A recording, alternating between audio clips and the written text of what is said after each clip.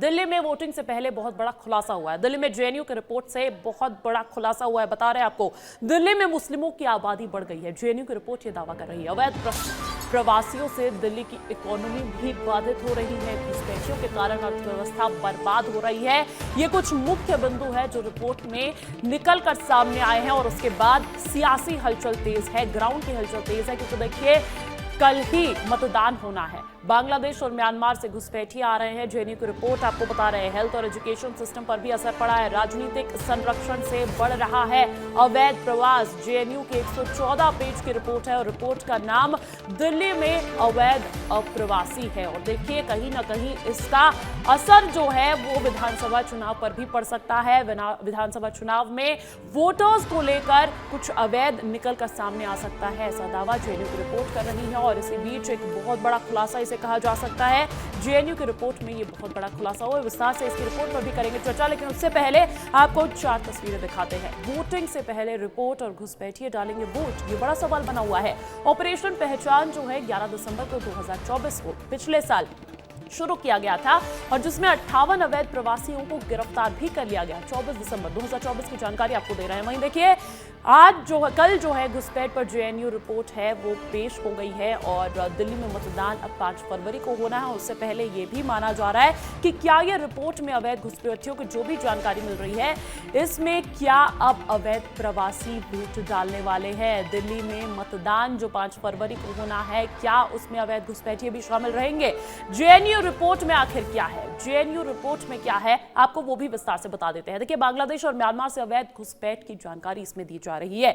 दिल्ली में तेजी से बढ़ी है मुस्लिमों की आबादी। एक और चिंताजनक बिंदु जो है वो इसमें हाईलाइट किया गया है। जेएनयू की रिपोर्ट आपको बता रहे हैं, विस्तार से बता रहे हैं, क्योंकि देखिए 114 पेजेस की रिपोर्ट है, लेकिन उसमें मुख्य बिंदु क्या है, गौरतलब बात क्या है, उसकी जानकारी आपको दे दे। राजनीतिक संरक्षण से अवैध प्रवास बढ़ रहा है, जिसका असर देखिए रोजगार पर पड़ रहा है, अर्थव्यवस्था पर पड़ रहा है, अपराध में भी बढ़ोतरी देखी गई है, कानून व्यवस्था पर भी खतरा मंडराता हुआ दिख रहा है। ये जो इसके इनडायरेक्ट इफेक्ट्स है उस पर भी जानकारी आई है इस रिपोर्ट में निकलकर सामने। आपको विस्तार से बता रहे हैं, हेल्थ और एजुकेशन सिस्टम पर असर पड़ रहा है, स्वास्थ्य सेवाएं जो है उस पर असर पड़ रहा है, शिक्षा व्यवस्था पर भी असर पड़ रहा है और इसी के साथ साथ पर्यावरण और सुरक्षा पर भी खतरा बढ़ता हुआ नजर आ रहा है। आपको यह भी बता देते हैं कि जेएनयू की रिपोर्ट जो है उसमें क्या बड़े खुलासे हुए हैं। देखिए, बड़े खुलासे आंकड़ों की अगर बात कर ली जाए तो 20 इलाके में अवैध घुसपैठिए रह रहे हैं दिल्ली के, ऐसी जानकारी इस रिपोर्ट में दी गई है। और साथ ही साथ स्कूल में बच्चों की संख्या में वृद्धि भी देखी गई है, 20 से 30% की यह आंकड़ा बताया जा रहा है। और वहीं 45% जो आबादी है वो झुग्गी झोपड़ी में पाई जा रही है, 90% असंगठित क्षेत्र में काम कर रही है, 10 साल से ज्यादा 30% बताए जा रहे हैं आंकड़े। और वहीं देखिए 5 से 10 साल के जो प्रवासी है वो, और 5 से 10 साल वो 40% बताई जा रही है। तो देखिए ये कुछ आंकड़े हैं, ये कुछ बड़े हैरान करने वाले आंकड़े हैं जो जेएनयू की रिपोर्ट में आए हैं। वहीं देखिए जेएनयू की रिपोर्ट पर बीजेपी सांसद संबित पात्रा का क्या कहना है वो भी आपको सुनवाते हैं। Nehru University presents report on illegal immigrants to Delhi, analyzing socio-economic and political consequences. ये जो इलीगल इमिग्रेंट्स हैं ये बांग्लादेश से और म्यांमार से, यह 114 पेज का रिपोर्ट है। बांग्लादेश से जो बांग्लादेशी घुसपैठिए हैं और म्यांमार से जो रोहिंग्या आ रहे हैं, उसके कारण से एक नोटेबल इंक्रीज, बढ़ोतरी हुई है मुस्लिम आबादी में दिल्ली में। और ये खतरे की सूचक कैसे है, ये इस रिपोर्ट में पूरी तरह से बयां की गई है, हर एस्पेक्ट का चर्चा किया गया है। उसमें कहा गया है कि सोशियो इकोनॉमिक फ्रंट पे बहुत बड़ा बदलाव आ रहा है और खास करके कंस्ट्रक्शन वर्कर और जो लो पेइंग जॉब्स हैं उसमें एक प्रतिस्पर्धा, उसमें एक कंपटीशन शुरू हो गया है। तो देखिए, भारतीय जनता पार्टी के सांसद को सुना आपने, लेकिन इस रिपोर्ट में आखिर है क्या। निष्पक्षता से चर्चा करने के लिए सहयोगी राकेश चौधरी दिल्ली से लाइव जुड़ गए, उनका रुख करना चाहूंगी। राकेश, जेएनयू की रिपोर्ट कान खड़े करने वाली रिपोर्ट बताई जा रही है, क्या कुछ खास लिखा है इसमें? बिल्कुल अंजलि, ये रिपोर्ट जो सामने आई है दिल्ली विधानसभा चुनाव से ठीक पहले, इसने सत्ता के गलियारों में खलबली तो मचा दी है।